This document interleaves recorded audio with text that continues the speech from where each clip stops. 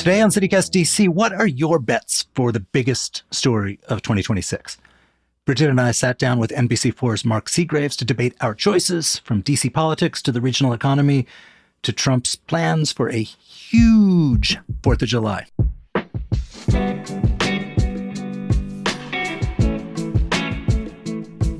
Today is Wednesday, January 7th. I'm Michael Schaefer, and here's what DC's talking about.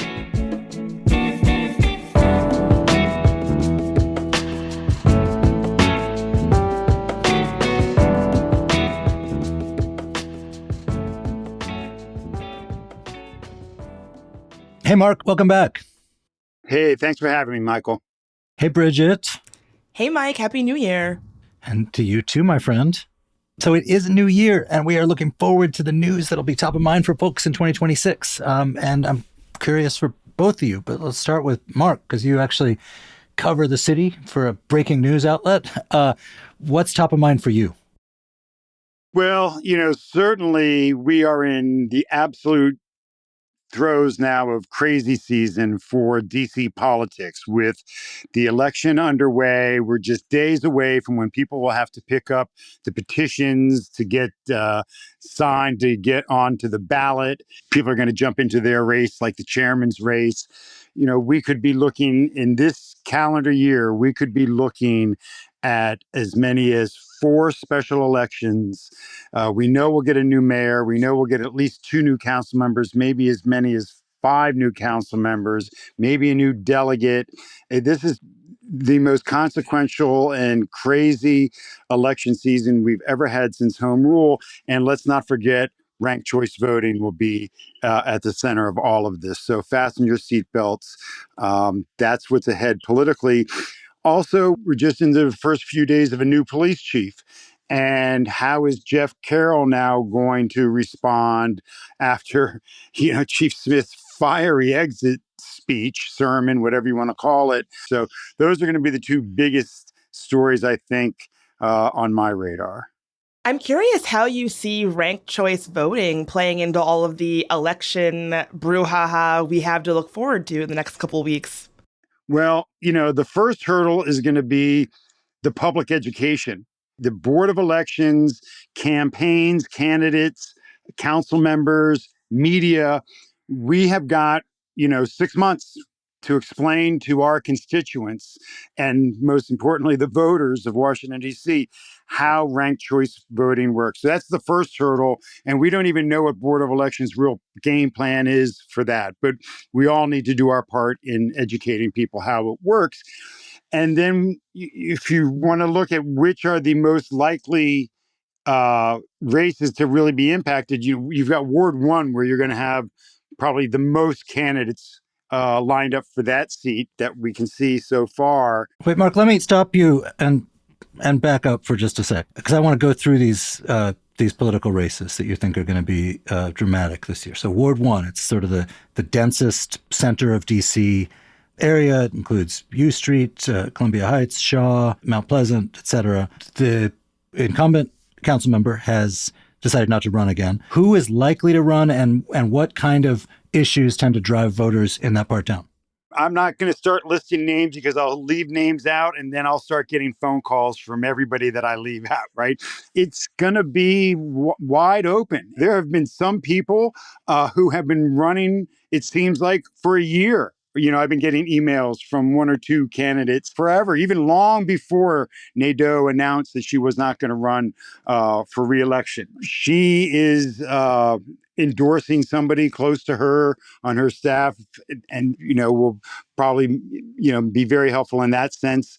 But again, when you have, and I'm sure immigration and police cooperation with the surge, especially in that ward, it's going to be probably the number 1 issue in all of the races. What kind of person has that ward typically elected historically?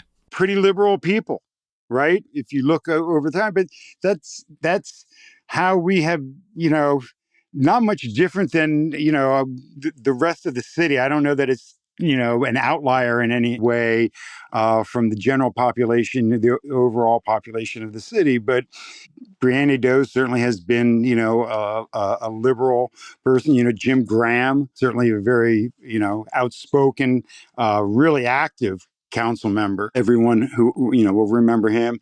And so I just see this being the one race that ranked choice voting may really play a big role in, and we'll have to see how those candidates address that, and if any of them actually really kind of, start vying for just, hey, let me be your number two, right? Does that become the mantra? Like, well, if I'm not your first vote, I want to be your second vote. So typically with this ranked choice votes, it is supposed to cure this problem where you have some open seat and like 26 people run for it, and someone can like win with like 13% of the vote.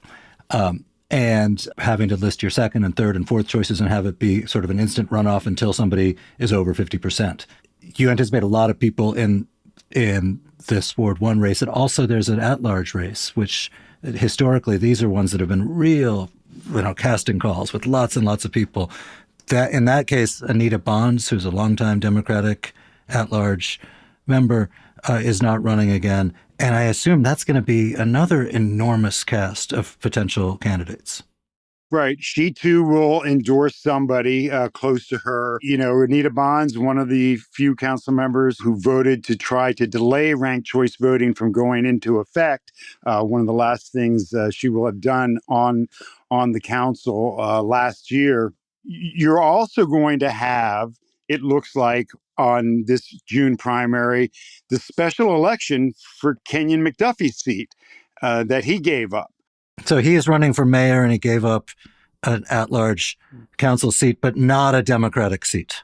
Right. And the council will appoint someone to fill that seat for 6 months until the June primary decides who goes in there. So, there's just a lot for the voters to pay attention to.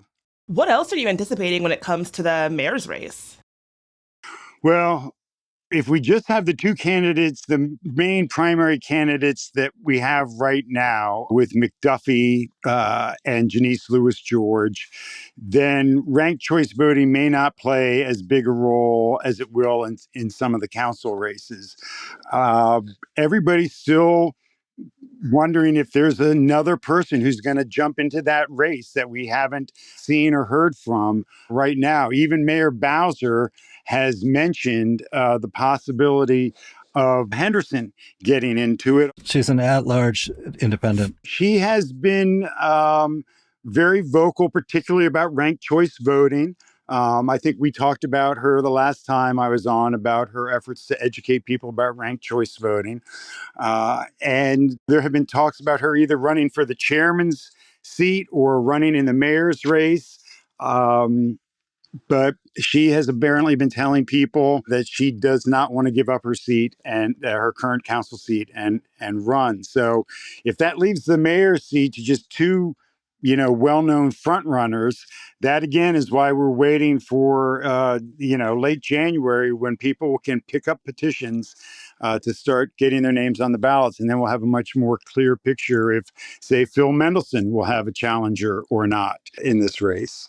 And then there's one thing that we don't know if there's going to be an election for this, but there might be, which is that Trayon White, who is a D.C. council member from Ward 8, he was indicted on various types of almost comical corruption, was ousted by his colleagues, ran in the special election to replace himself, won the special election to replace himself, and has yet to go on trial, but that happens this year. And if he is convicted in that trial, he will lose his seat. When is the trial, and then what's likely to be the fallout? So the trial was supposed to be in January, but he yet again changed attorneys, and now it has been moved until March. And you are correct. If he is found guilty and sent to prison, by law, he forfeits his seat, and that would force a special election. He has pled not guilty. He maintains his innocence. He has hinted around, not rather bluntly, that he feels like he was set up. So we'll just have to see what happens when they get to trial. We've seen the evidence, a lot of the evidence. We've seen the charging documents.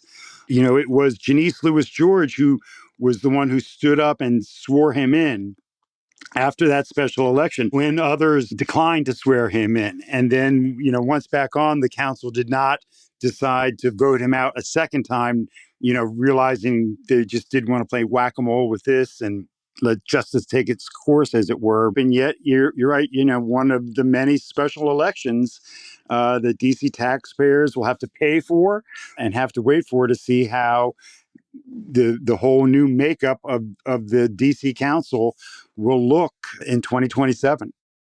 All right. So in the last few years, people who've been following DC politics and maybe don't follow it as granularly have had a basic sense that within the council, and there has been a sort of divide between a more left-wing bloc and a more center-left bloc within the council.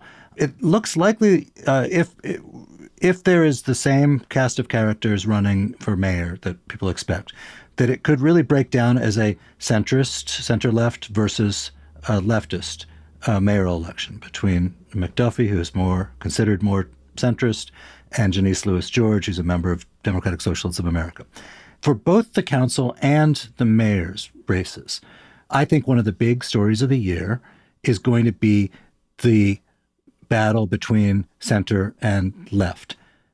Do you have a sense of how that battle will break down? I don't just mean like who's likely to win, but how it will be cast when it comes to the general public understanding what they're voting for or not voting for? So I think when you're looking at the mayor's race, if you're looking at Janice Lewis George and Kenyon McDuffie, you're right.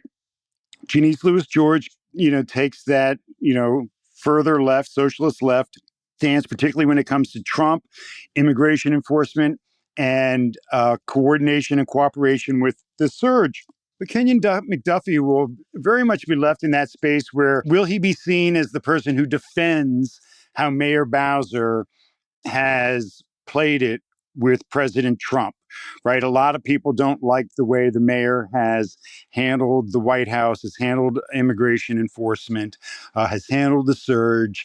And so will McDuffie have to occupy that space somewhat supportive of how the mayor has handled it, or will he also criticize that and try to move to the left of Bowser? And we've tried a little bit to press McDuffie on that in the early days of the campaign, and haven't gotten much specificity out of him on what he would do as mayor differently than the mayor. But also, same for Janice Lewis George. She put out that very flashy video, but not a lot of specificity on how she would be different as mayor. And we saw this, this whole progressive movement earlier when I think it was our friend Tom Sherwood reporting that Phil Mendelssohn months ago was starting to have private meetings and mend fences with many of members of the what was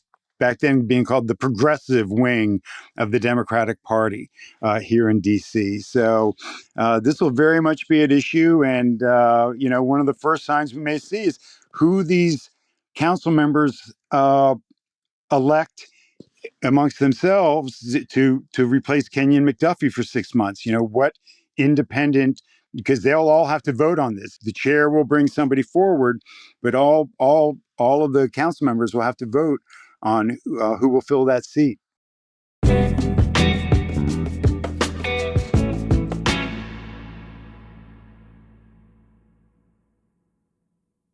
Wait, Bridget, what do you think is the most important story of this coming year?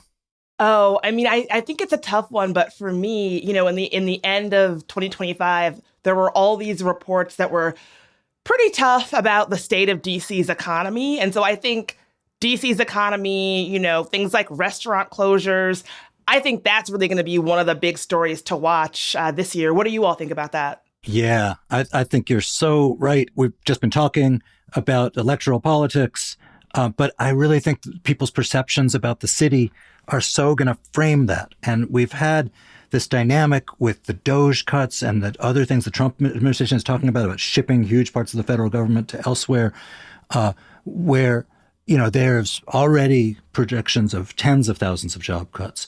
Will that lead into hundreds of thousands of job relocations and cuts?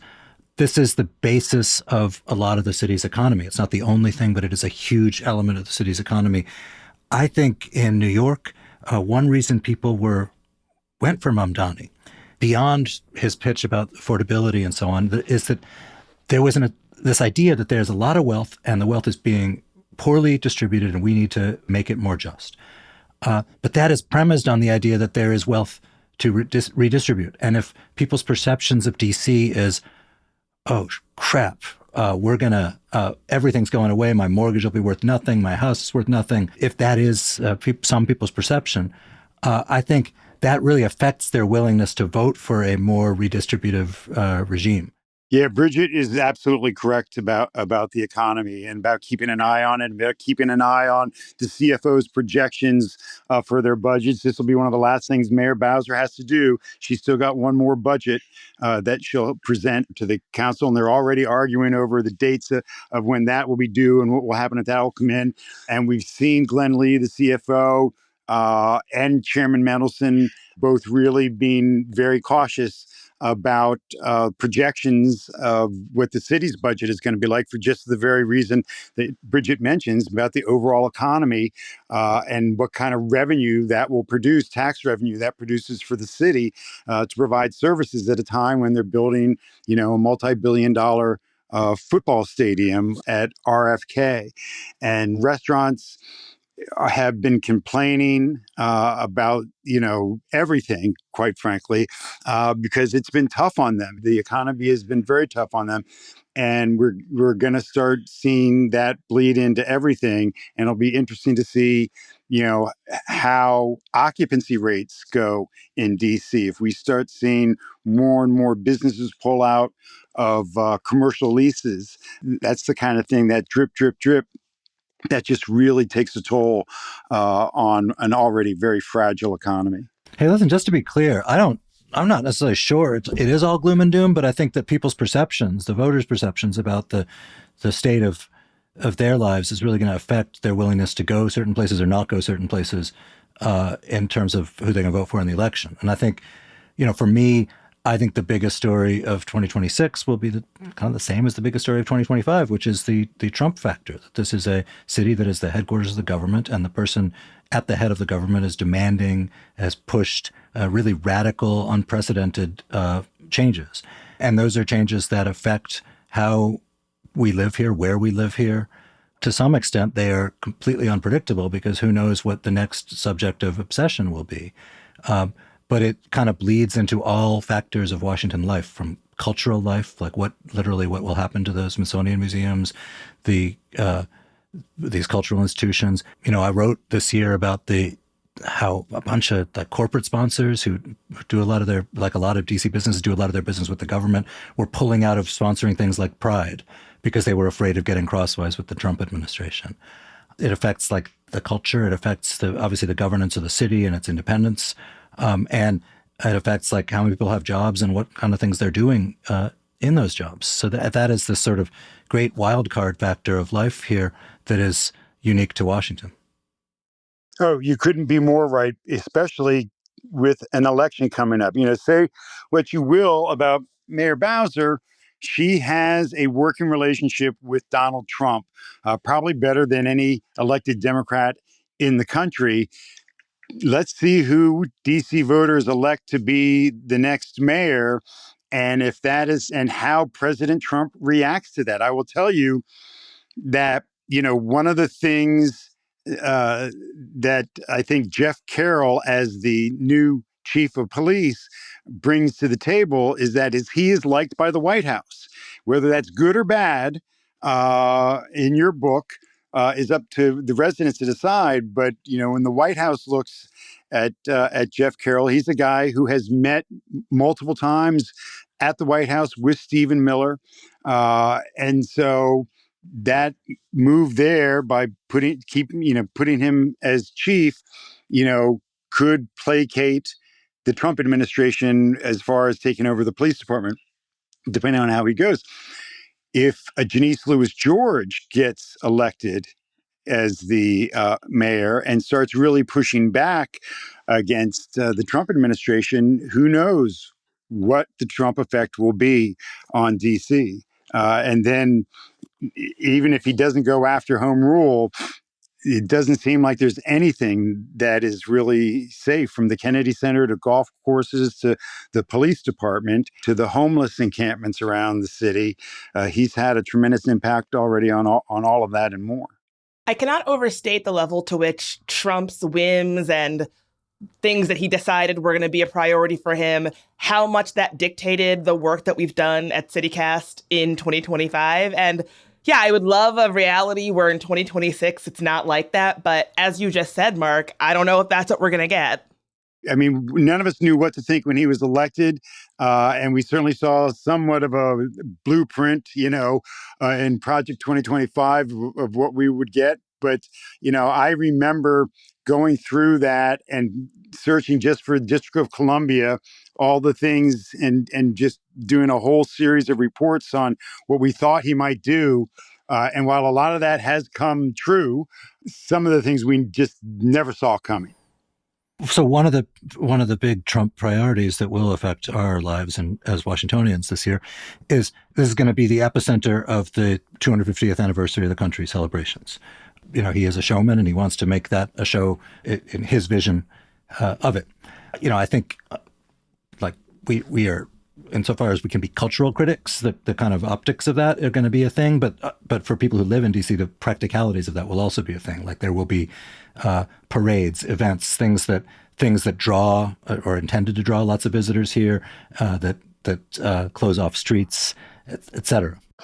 Oh, I can tell you, I mentioned those meetings at the White House that Jeff Carroll attended. The mayor's office has a regular meeting with White House officials, typically on Tuesdays, not every Tuesday, but this has been going on since the surge. And my sources tell me that one of the number one topics they discuss is the 250th anniversary, that they want everything in place for that. And I've talked to other sources who have told me that the Trump administration is signaling to different federal agencies who had already been planning for this for some time, obviously, that they're just wildly increasing those budgets for what they, particularly for things like fireworks displays and the parades, and everything else is going to be much bigger. They want it much bigger. This should come as no surprise, but Trump wants it much bigger than what was already being planned before he came into office. This is going to be something that is going to be front and center, is going to have a major impact on all of us here in DC. Leaving aside people's feelings about Trump, who's obviously quite unpopular if election returns in DC are to be believed, is there a way in which this could be kind of awesome? Like there's monster fireworks displays, there's stuff, there's spectacle. A lot of the mall area was built for spectacle, right? 4th of July, my favorite holiday, for a number of different reasons. I love fireworks. I have always been disappointed in the fireworks here in DC because they're the same bland starburst shows we see every year. And you go one time to Disney and you see what they do every night down there with pyrotechnics and whatnot. And you think, like, why don't they bring that kind of mindset to Disney, to DC? I do know that there are in the works plans to start shooting video up on the Washington Monument again. You remember when they had the spaceship projected up along the Washington Monument? I believe the Trump administration is working on plans to have that be a more frequently used thing. And so, if it's a bigger and better fireworks and spectacle, look, it'll certainly draw people to DC. We were just talking about the economy. It will certainly be good for the economy of DC because people will come to Washington, DC for this event and the events surrounding this. They will come to DC for the NFL draft when that happens on the National Mall. These things will bring money into the economy here in DC and the Virginia and Maryland suburbs. And that, of course, is good for the city. Mark, does that mean when I hear stories about how they're planning to do a WWE cage wrestling match on the White House lawn, I should actually be excited about it and not horrified? You could probably be both. I don't know how many people that's going to bring in because that's going to be on the White House proper. So that may not bring in as many people. But the NFL draft on the National Mall, I mean, that seems to me like something that could just draw huge numbers of people for that event. You've got a totally redone tidal basin for the next cherry blossom season, right? Stumpy will be coming back in a couple of years. I don't know that WWE on the White House lawn is going to be a big bolt to our economy. It certainly isn't going to hurt, I wouldn't imagine. And look, I believe the Trump administration wants a do-over from the Army's 250, right? I don't think Trump felt the bump from that parade that he necessarily wanted. So I think they want America's 250 to be huge, as one might say, and go as big as they possibly can. Look, for that part of town, for the Washington that is the mall and the monuments, it's what it was built for. You build these vast ceremonial spaces for spectacle. Again, I think a lot of people in DC might think like if the president wants to spend 99% of his time organizing the spectacle and really like being like riding herd on the bunting to make sure it's correct and the outfits and the music selection and the slideshow, that would be a very good use of his time. We'll see. Bridget, is there anything else you're not sleeping on for this year? Ooh, I think we hit them all. How about you? I mean, there's these two big questions of like, what is this city for? And is it going to be a place that continues to support, a middle class, affluent region of 6 million people? And those are open questions. I'm not completely morose about them, but in my lifetime, I don't think there's ever been as much uncertainty about this. We just sort of assumed Washington would sort of plod along in its predictable company town way. And I'm curious, like it will be the second year of the Trump administration. There's going to be a national election, obviously, which will do some stuff, but will the MAGA right, like all other political movements in history, sort of institutionalize itself so that there are neighborhoods where they all hang out and they become, part of, if not like the total Washington community, some community within it. I think that the kind of domestication of what has been a kind of political insurgency is going to shape the city's culture, not just for the next 3 years, but thereafter. Oh, I believe that. And I think people ask me this all the time when Trump was, making moves to federalize the MPD. People were saying, oh, are you going to leave? What are you going to do? Are you freaked out to be in DC? I've lived here for so long. I've lived here through ups, downs, crime rising, crime falling. I just don't see them pushing people like me out of this city that's my home. I was here first. Why should I leave? I hope that doesn't come off sounding too optimistic or too Pollyanna, because I think you raise a very good point. But I don't know. Nothing's been able to smoke me out this far. I'd like to see these chumps try. Totally. And but I was actually thinking a different direction, which is that, look, there's a lot of people who move here for political appointee jobs and government on the Hill and then wind up sort of moving in permanently and spend their careers here and build families here and so on. And insofar as a good number of those people now, because they've won elections, are MAGA, it does the city population of Washington or the regional population of the Washington area begin to reflect some of that presence? I don't know that would be an all bad thing. If true believers' children were wound up being disadvantaged by massive budget cuts to the local school system caused by federal DC loggerheads, that might not be the worst thing in the world. It might create another constituency of people who actually care about day-to-day life here. I mean, I'm certain all those people are educating their children privately, or like I guess my belief is that a lot of those people have probably have the financial means to insulate themselves from the kinds of realities of the city that you and I might feel more acutely. I wouldn't be so sure. I think that the political pay scale, there's a lot of relatively small time folks too. So I don't mean to be Pollyanna-ish about this either. I do think the question of sort of the Trump effect and the MAGA effect on Washington, there's obviously the shocking, dramatic, lightning bolt kinds of things the president has shown an inclination to do. But there's also the more slow-moving, mundane changes that happen to this city as different political waves of human beings sort of come and decide whether to settle or not, and then how they live their lives and how that affects the shape of either some neighborhood or the region at large is just like, I don't know the effect, but I think it's an ongoing thing to watch, right? Absolutely. Mark, thank you for being here, man. Hey, as always, thanks for having me. Happy New Year, you guys. Bridget, good to see you, and I'll see you much this month. Happy New Year, y'all.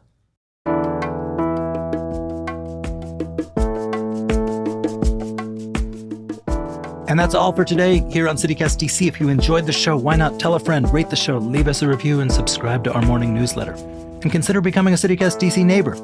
You can do that at membership.citycast.fm. We'll be back tomorrow morning with more news from around the city. Bye.